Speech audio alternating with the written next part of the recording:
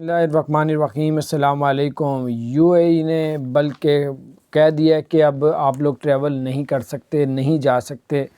اب یوکرین کی جو ایمبیسی کی طرف سے یو اے ای کو بیان اب دیا گیا ہے کہ ابھی فی الحال جو ہے یوکرین کے لیے اب یو اے ای سے یوکرین نہ آئیں، کیونکہ عالمی جنگ کا خطرہ چھڑ چکا ہے۔ اور یعنی کہ عالمی جنگ یہ ہوتی ہے سارے ملک ایک دوسرے سے لڑ پڑتے ہیں۔ تو پہلے بھی ایسے 2 مرتبہ جنگیں ہو چکی ہیں، عالمی جنگیں، یعنی کہ اب یہ تیسری عالمی جنگ کا خطرہ پیدا ہو گیا ہے اور کسی وقت بھی یہ شروع ہو سکتی ہے۔